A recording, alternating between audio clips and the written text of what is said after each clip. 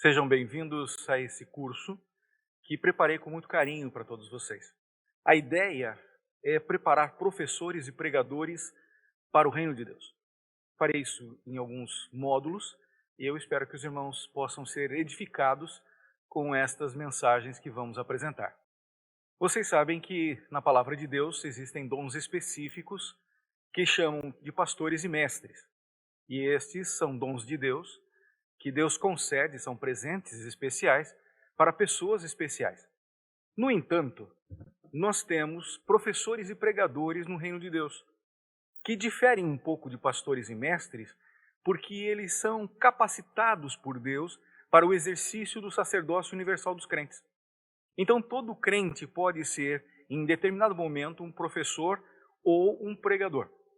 E a minha ideia é transferir isso para vocês, esse conhecimento para que vocês possam, nas suas igrejas, ajudarem elas a crescerem de forma sadia, de forma conforme Deus assim espera.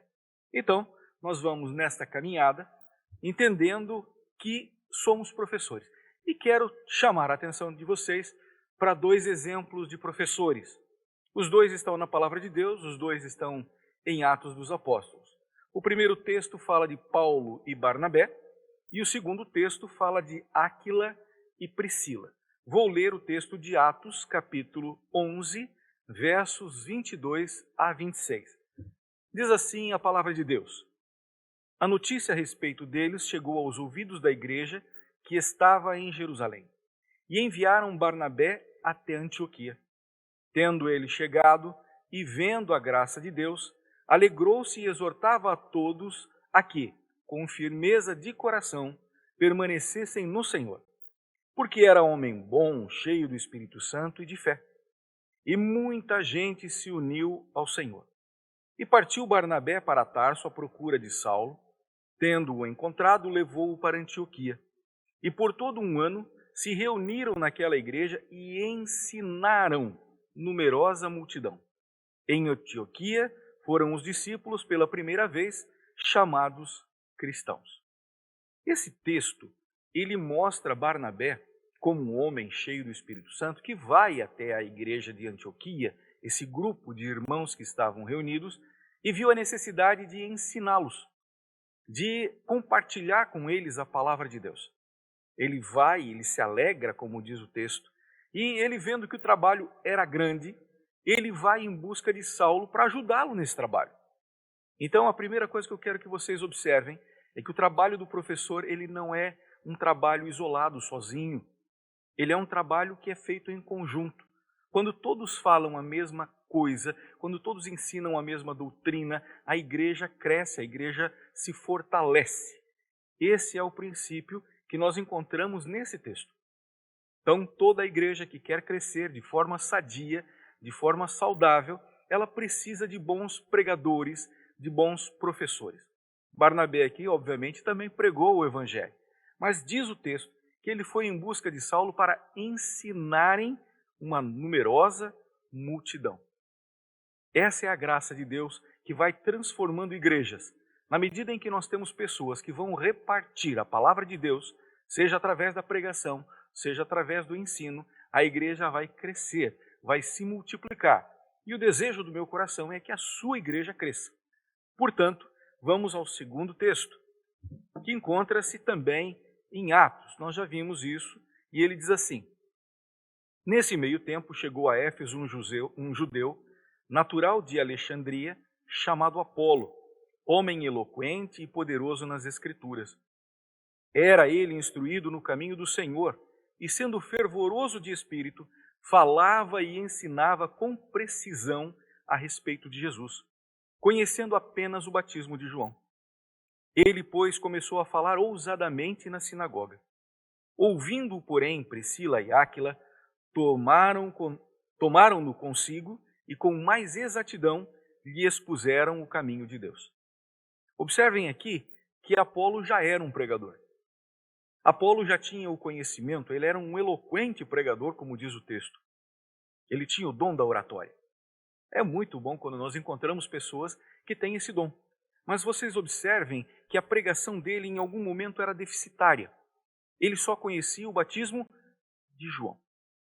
E aqui então, quando Áquila e Priscila ouvem ele falar na sinagoga, pregando aos judeus, dizem: vem cá, venham aqui comigo, porque eu quero tratar de você, quero ensinar você, quero falar com mais exatidão a respeito do caminho de Deus. A ideia então é que este pregador foi preparado por professores. Aquila e Priscila aqui não exerciam nenhum cargo na igreja. Não eram pastores, não eram ela não era uma profetisa. Não, eles eram apenas crentes. Crentes em Cristo Jesus que tinham o desejo de ensinar a palavra de Deus. E isto aqui foi fundamental para o início da igreja. A igreja precisa de bons professores, inclusive para ensinar pregadores a serem melhores do que eles são. Professor é fundamental em todas as áreas. Nós sabemos disso. Desde pequeno nós estamos aprendendo. Aprendemos em casa com os nossos pais, depois nós vamos a uma escola formal, aprendemos com professores seculares, adquirimos conhecimento para que eles possam ser aplicados à vida. E aqui o texto bíblico fala de uma vida que é a vida espiritual. E é importantíssimo que cada professor tenha isto em vista. Então vamos lá. Vamos seguir a nossa proposta de aula aqui e verificar que professores e pregadores são homens e mulheres que possuem a certeza da salvação.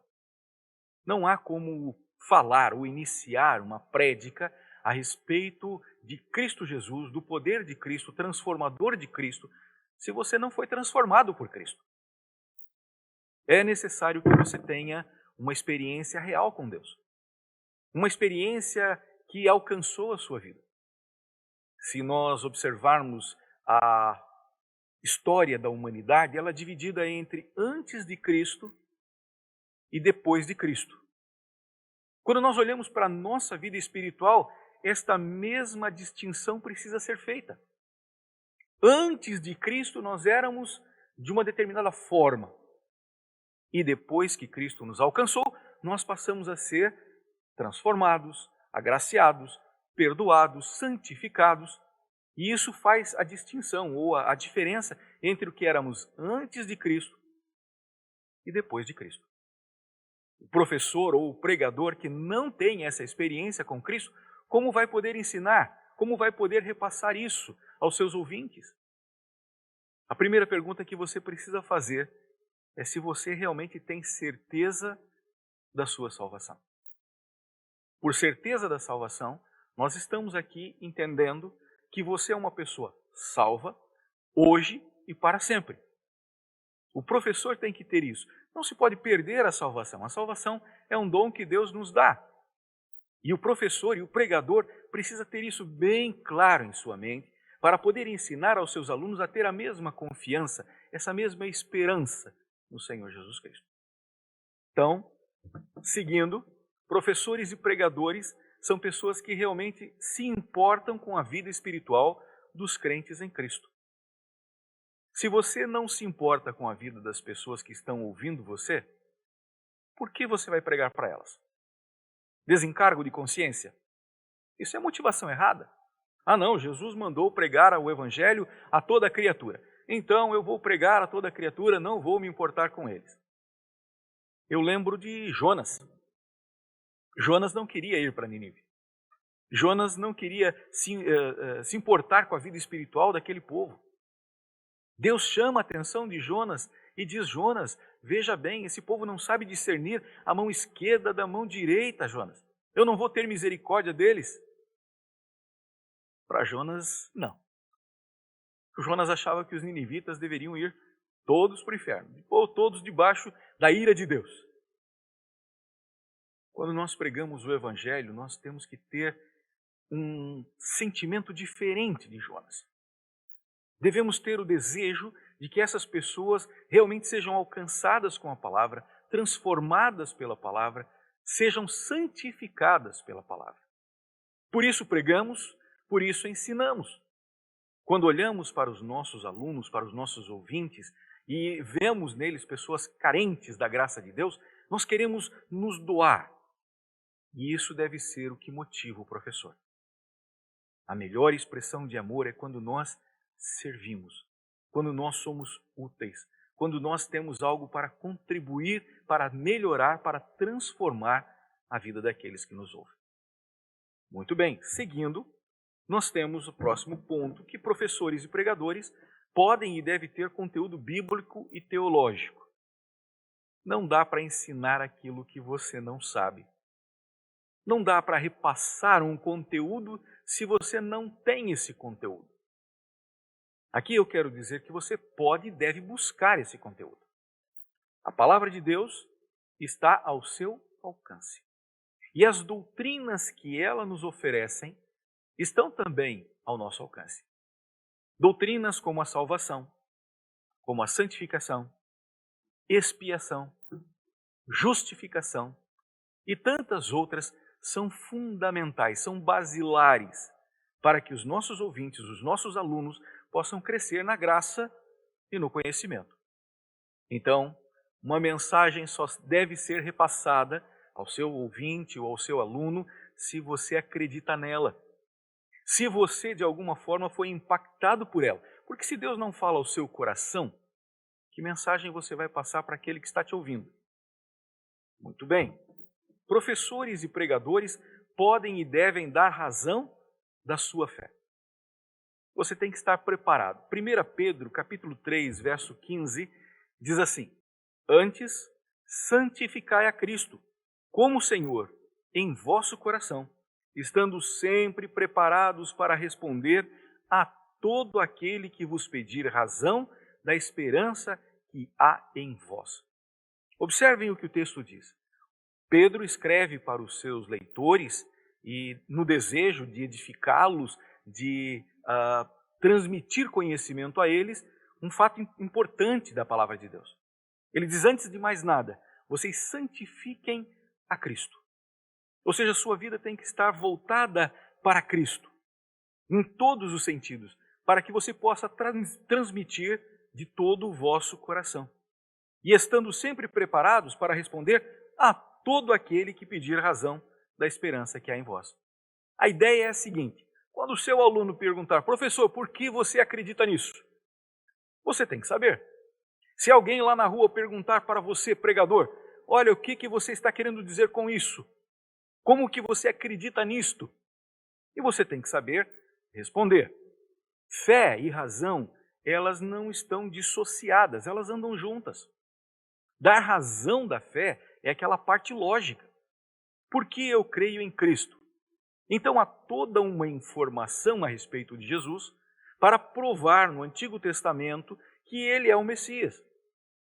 Eu digo assim, olha, eu vejo nas Sagradas Escrituras algo que não é de hoje, não foi uma escrita humana, é algo que Deus deu para os homens, que inspirou corações para escreverem essas histórias. Eu vejo na palavra de Deus a história de Jesus.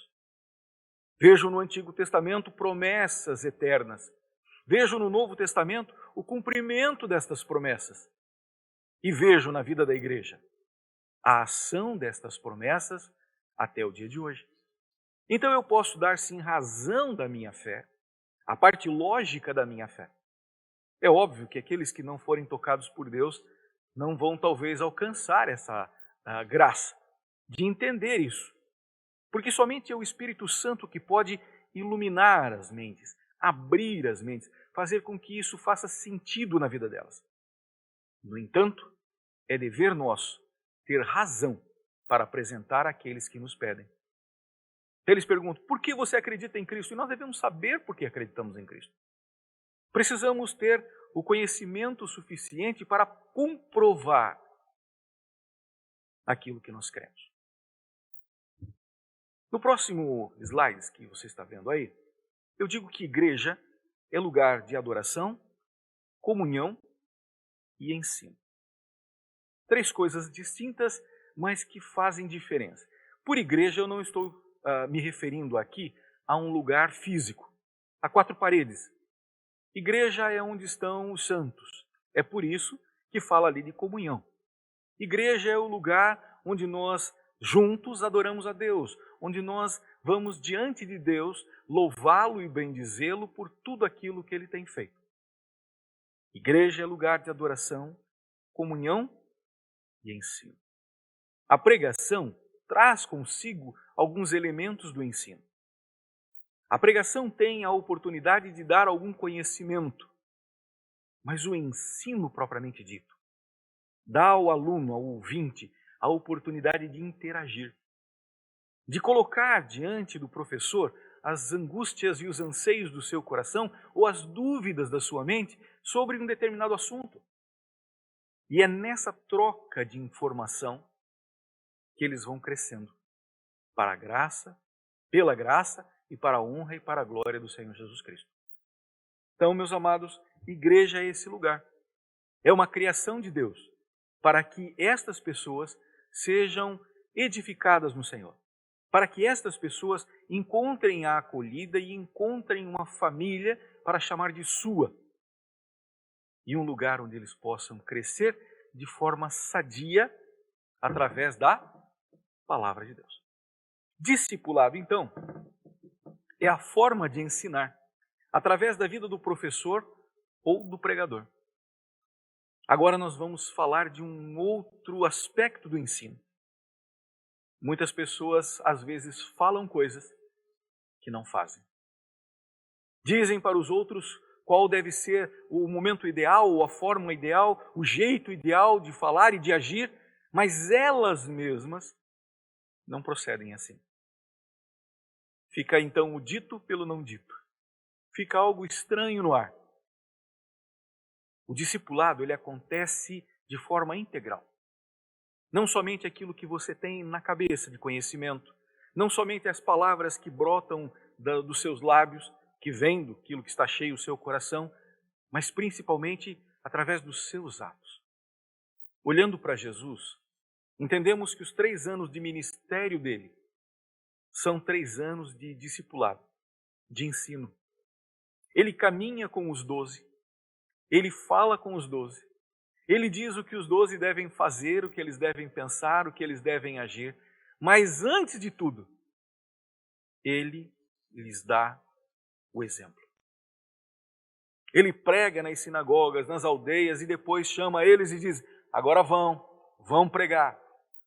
Ele vai e cura e liberta pessoas e depois diz aos discípulos: agora é a vez de vocês. Vão, curem, ponham em liberdade os cativos. Ele primeiro mostra como fazer, ensina como fazer e depois diz: vão, façam. Nós, como professores e pregadores, a nossa vida tem que ser assim. Um espelho para as pessoas. Elas têm que olhar para nós e encontrar em nós este ambiente saudável, confiável, de dizer assim: puxa, eu posso fazer o que ele está dizendo porque eu vejo ele fazendo.